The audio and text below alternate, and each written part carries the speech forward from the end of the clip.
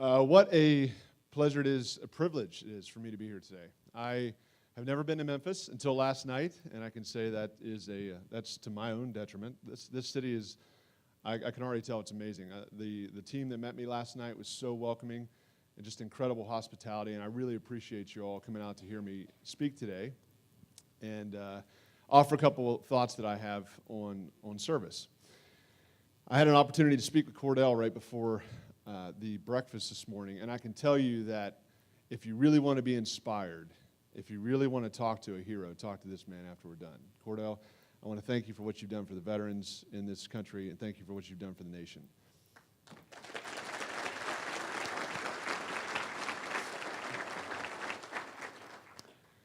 And that's a good segue into what I want to talk to you about today. Today I'd like to talk to you about living a life of service and what that means. And I'm not going to stand up here and talk at a philosophical level or talk to you about the principles of service. I actually want to talk to us a little bit about, let's get our hands dirty. Let's talk about some concrete examples of what this looks like. And I think this is a very relevant topic for our time today in our nation and in the world. As you all know, our nation faces a lot of really daunting challenges right now, both domestically and internationally. And I think these challenges call us, each of us, as leaders in the community, to look inside ourselves and figure out how can we contribute? How can we live a life of service? So my story starts in West Virginia. I was born on a small farm in West Virginia, not too far from here, relatively speaking, from where I came from yesterday. But we were poor growing up by American standards. I never knew it, though. My parents were incredible. They gave us a really amazing upbringing. And I never knew we were poor because my mother and father always were trying to help others in the community. There was always someone who was more poor than we were. And they taught me a lot about compassion. They taught me a lot about how that you always have something to give to others. And so I had a great upbringing. We lived off the land, grew our own food, hunted for meat, had cattle for milk and butter and all that, So it was a really great upbringing as a kid. When I graduated, my father had been in the Navy. He served 4 years in the Navy during Vietnam, and he never really talked about it. We didn't have a military heritage in our family. He was the only one who'd been in the military. But I remember distinctly every July 4th, we would sit around in the house there and in front of our little black and white TV and watch the 4th of July parades. I don't know if y'all remember, they used to have a lot of parades on the 4th of July, and we'd watch them every year. And I remember every year my father tearing up as he would watch these parades. And as a kid, I thought, is he sick? Is there something in his eyes? Like, what's going on here? But the more as I grew and as I learned more, I began to understand my father's deep devotion to the principles that our country stands for. My father's deep devotion to freedom. My father's deep devotion to the idea that is America. And because of that, I began to feel a call to serve myself. And as I was beginning to graduate from high school, I thought, well, I should apply to the Naval Academy. The Naval Academy is a free education paid by taxpayers, and we were poor, so it was a great opportunity. It's a good education. And so I applied, and by some miracle got in. And when I got in, the recruiters came down and they told me a few things that kind of scared me. One of them was I had to wear a tie every day, which was not looking too good. And then the second thing was I had to serve 6 years in the military. Well, I was 17 years old, and that scared me to death. And I saw all my buddies going out to West Virginia University to have a good time at the local university. And I thought, you know what? I was a naive kid. I had no idea what I was doing. So I turned it down and went to the West Virginia University. After about 6 months into my first year there, I realized what a colossal mistake that I had made. I had never been anywhere in this world. Like I said, we were poor. We never been on vacation. I never left West Virginia. And I wanted to see the world. I wanted to understand how the world works. I wanted adventure. I wanted excitement. I was a young man who was passionate about seeing how the world worked. And so I decided to try to apply again. I applied to get back in the Naval Academy. And again, by just stubborn perseverance, I think, they let me back in. And so by the time I got back into the Naval Academy, I was able to go there, studied systems engineering, a degree that I frankly never used when I got out. I played rugby while I was there, which was a new sport for me. I was a football guy growing up in high school. Got to experience the joys and pains of rugby while I was at school. And when I graduated from the academy, I was commissioned as a second lieutenant in the Marine Corps. I went through officer training, infantry officer training there in Quantico, and then they stationed me out at Camp Pendleton in California to begin my military career. And during my time in the service, I had the privilege and honor of serving with the men in 3rd Battalion, 1st Marine Regiment, and 1st Force Reconnaissance Company. And I had a lot of friends and loved ones who would often ask me, and still do actually, ask me about why I chose to fight in the wars that I fought in. You know, wars is a terrible thing. It's one of the worst things that we can do to one another as human beings. You know, stories get written in combat that you simply cannot unwrite. But there's evil in this world. Evil that fuels the injustice, inequality, and oppression of freedom around the world. Evil that makes our armed forces a necessity. And it was the horrors of combat that shaped and molded me into the leader that you see before you today. And so when people ask me that question, you know, why did you choose to fight in the wars? Honestly, the answer is pretty simple. It's two answers. The first and foremost, I chose to fight for that brother on my right and brother on my left to get those guys home to the family I knew was waiting for them. The family I knew had charged me with the responsibility of bringing them home safely. And second, and perhaps more fundamentally, I chose to fight for the idea that is America. The idea that is America. A nation that stands for the freedom of lasting, meaningful choices for everyone, everywhere. You know, we didn't fight for a man in the White House. We didn't fight for a political party. We fought for the idea that is America. In my journey in the Marine Corps, I was on a very different path. I was of national security. And that path got derailed during the Iraqi invasion. And I got put on a very different course in life, fighting the same enemy, but from a different flank. And that started in 2003 on a highway called Highway 7 in southern Iraq. So we were part of the Iraqi invasion. I was the lead unit in the Marine Corps at the time. And in April of 2003, I found myself in a fighting hole facing north along this highway, Highway 7, the main avenue of approach for American forces during the early days of the Iraqi invasion. And southern Iraq at the time was an extremely poor place. Saddam had been oppressing the Shia population in the south. There was no access to any kind of health care, education for the kids. There was a terrible food insecurity problem. And what had been happening as we advanced through the south was the regular Iraqi army was retreating to make a final stand in Baghdad. And meanwhile, Saddam was pushing his Fedayeen soldiers south, and they were going hut to hut in these rural villages, coercing these poor farmers to fight us. Essentially saying, look, your kids are starving right in front of you. If you pick up this weapon and go fight these guys 10 miles south of here, we'll drop off a bag of rice here every couple weeks. And we were fighting these guys by the hundreds and thousands in the early days of the war. And that kind of set the stage for what happened on this one catalytic morning that changed my life forever. So the first major contact in the war was a place called Nasiriyah, the Battle of Nasiriyah. As we entered the city, we got ambushed. We started taking heavy casualties. We were able to fight through the city and set up a defensive perimeter north of Nasiriyah where we had to dig in. And I'll never forget, there was a thick fog on, and I knew that as the sun came up, they were going to start shooting at us again. So I got up out of my fighting hole, and I started walking the lines to check on my guys. And I looked up, and I saw a small white car approaching our position from the north. Well, the enemy had just started using suicide bombing tactics, so I thought they were going to blow themselves up in our position. So I grabbed 3 of my guys and took off running toward this car to get it to stop. Finally, it stopped about 50 meters out. The driver hops out, starts waving his arms frantically at me and running at me. So now I think, okay, this guy's shot to bomb himself. He's going to blow himself up. So I'm yelling at him in Arabic to get on the ground. He's not listening. And as I lift my weapon, thinking I have to take this guy out, I look behind him, and I see a large black military truck roll up behind his little white car. 6 guys in black jump out of the truck, run up to the car, and start shooting into the car. So this man stops dead in his tracks, starts screaming, turns around, and starts running back to the car. And that's when I realized what was happening. This man was one of those poor farmers who was trying to escape across our lines of safety with his family because he didn't want to fight. So I yelled at my guys to take out the Fedayeen, and I ran as fast as I could to try to save this guy's family. But by the time I got there, it was too late. I looked in the passenger side. His wife had been shot in the face multiple times, in the chest. She was slumped over dead. He had a little baby girl in the back whose arm had been shot off, and she was shot in the chest.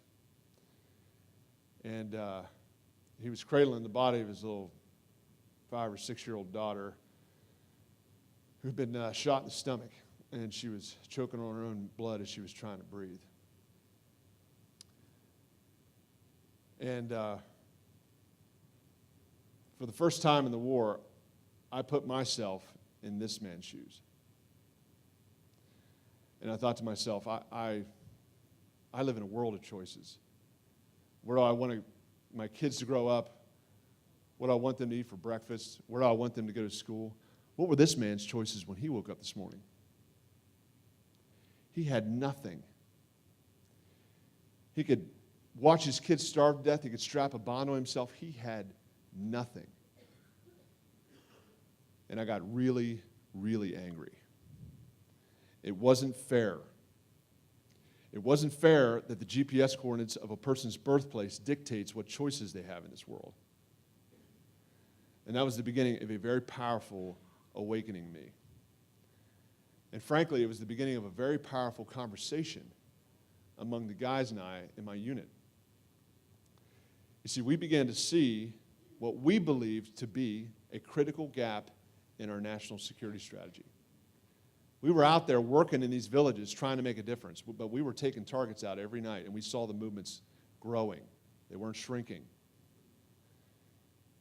You know, what we saw was these violent extremist groups, these insurgents we were fighting, they were actually out there doing aid work. They were dropping off food. They were building schools. They were building clinics, winning hearts and minds like we were supposed to be doing. They were reaching these vulnerable populations before we were, and they were recruiting. And they were using them as a logistics basis of support. And you know, DOD had us out there trying to make a difference in these villages too, but frankly, we're trained to take out targets. We are not trained to help farmers increase crop yields. And there were well-intentioned aid workers out there too, trying to do good work, but a lot of their programming was short-term. It was humanitarian assistance. It was handouts. And with the security problems, many of them were getting kidnapped and killed. So we began to think to ourselves, what if we can make a hybrid solution? What if we could step into this gap in national security and start to make a change?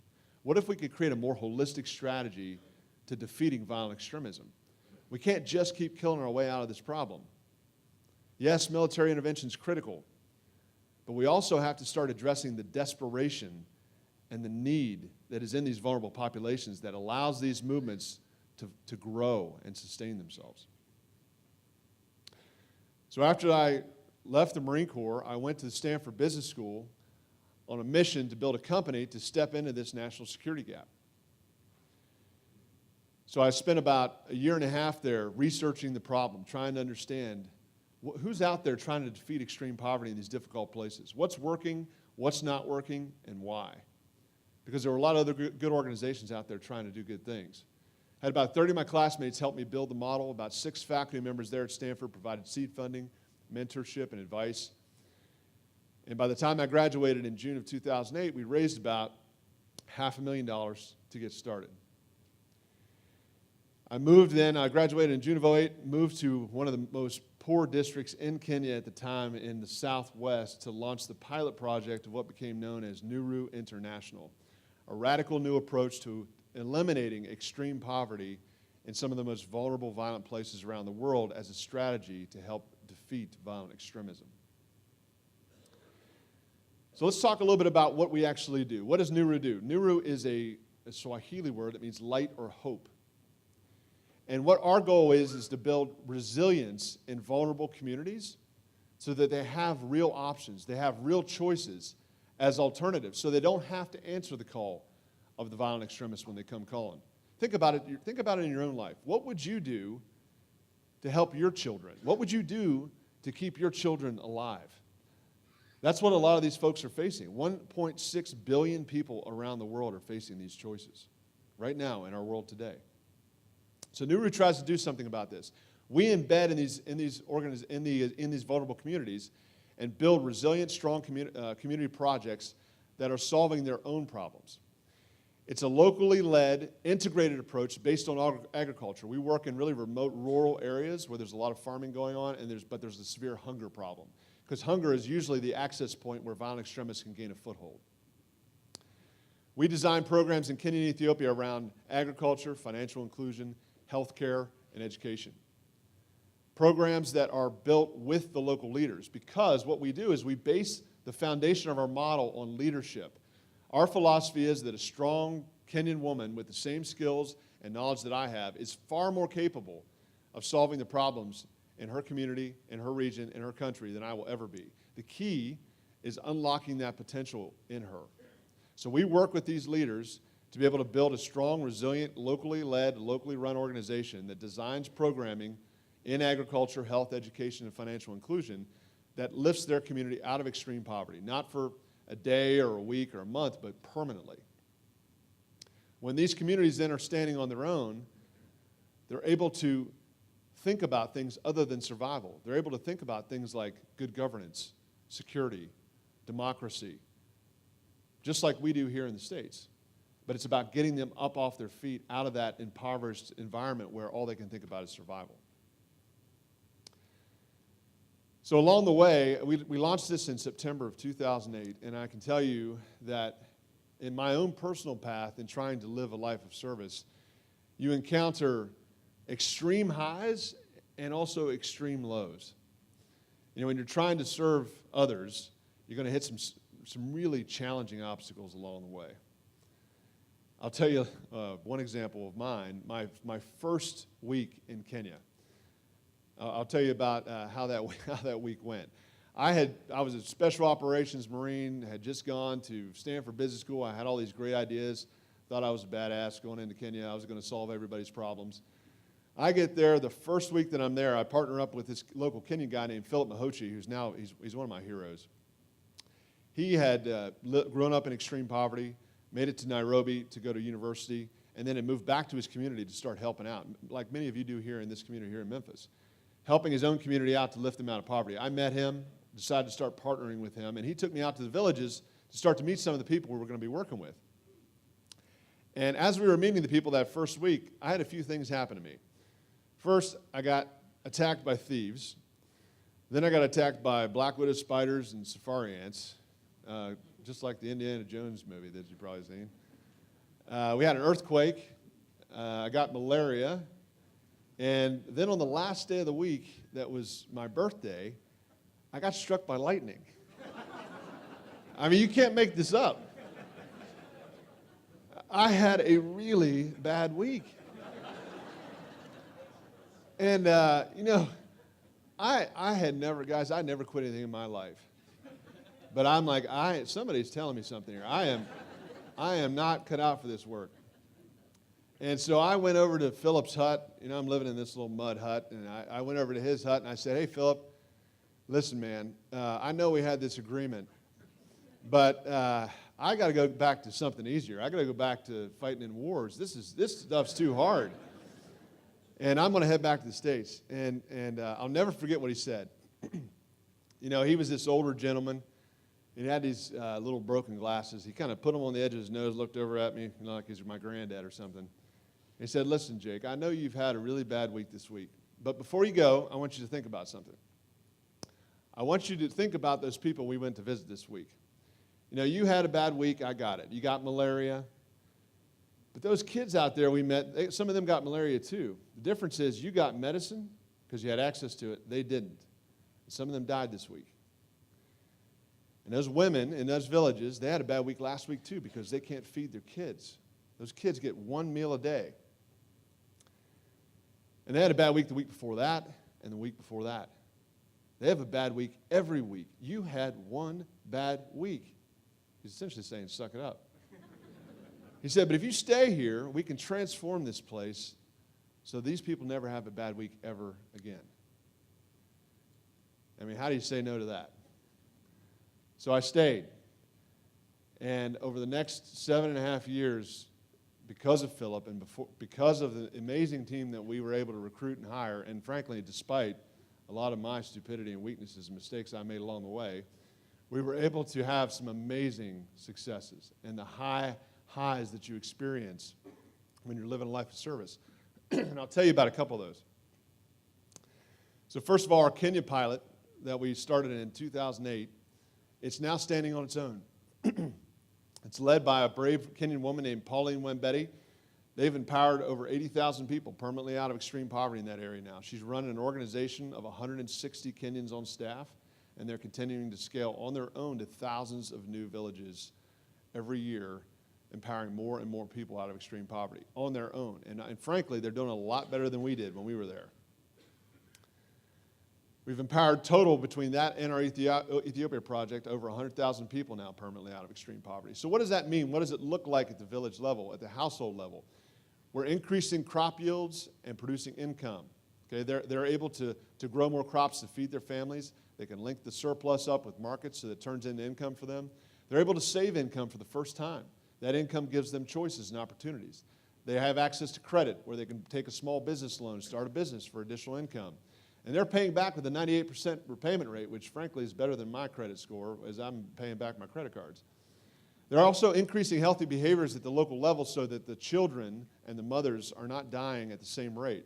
And we're also able to increase literacy rates within the local public school system.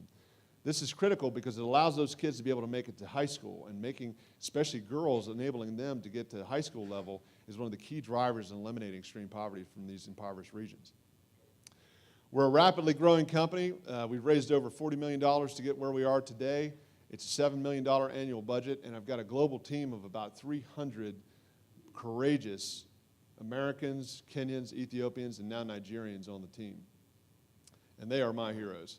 They do things that just amaze me every single day. So I'm encouraged and inspired by what my team has been able to accomplish, but that's not really what gets me super excited. What gets me most excited now is where we're going.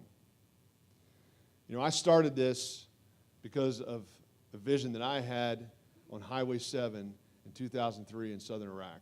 I started this to be places where no one else can or will go, to give hope and freedom to people that have been left behind by the world. I started this to be in places to give people real, meaningful choices and help defeat the scourge of violent extremism. So in 2015, after living in the bush in Kenya and Ethiopia for 7 years, I came back to the United States. I was invited back by President Clinton and President Bush to participate in their first Presidential Leadership Scholars Program. The program partnered with me to be able to take Nehru's model and begin introducing it into our first conflict state. Because of that, I got an invitation to come talk to President Obama's senior counterterrorism folks to help align our strategy of who we wanted to take on with the national security strategy. You see, the violent extremist group that we chose, we wanted it to be one that was high up on the national security watch list so that when it succeeds, when we're able to make an impact and disrupt their operations, we want people to care, because we really want to scale this program. We want to scale this approach to help defeat violent extremism globally. So after I was talking with the counterterrorism folks, they asked us to look at Al-Shabaab, Boko Haram, and an al-Qaeda group called ADF in eastern Congo. So I went downrange with my guys. We did site surveys, and all three came back to the White House. Everybody agreed after our discussion that we would take on Boko Haram, which is the deadliest, most violent extremist group in our world today, based in northeastern Nigeria. In November of last year, I went back with my team. We did a needs assessment to try to understand in Boko Haram territory what are the greatest needs so that we could begin shaping programming as well. Came back to the States, raising awareness, raising funding for it, and actually I just came here from northeastern Nigeria, where I'm laying the foundation to launch the pilot later this year. We believe that this is a critical component of our national security strategy. We face some daunting challenges as a nation today, and in national security, violent extremism is one of the greatest crises that not only we as a nation, but that we as a global community face in our time. And to get past that, we have got to lead as Americans in this fight. When America doesn't lead, the Rwandan genocide happens. When America doesn't lead, the rise of ISIS happens. Aleppo happens. When we don't lead, other people will step into that leadership vacuum, and I can assure you that we will not like who steps into that vacuum. In this time, America must become that shining city on the hill, that beacon of light that Ronald Reagan talked about. It's our time.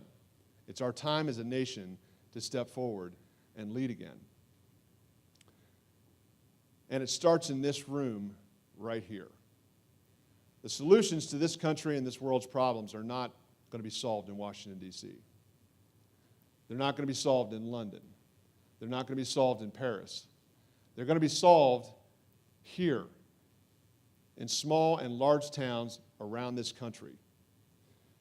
We face these daunting challenges in our country today, but it's because we're so divisive. Think about it. We're blindly divided across deep-seated party lines. We've forgotten what unites us. We've forgotten what makes us Americans.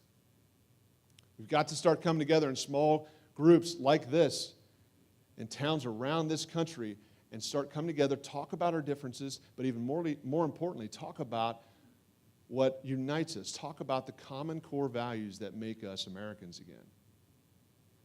Leadership in solving this world's and this nation's problems starts with us. It doesn't start with lawmakers in D.C.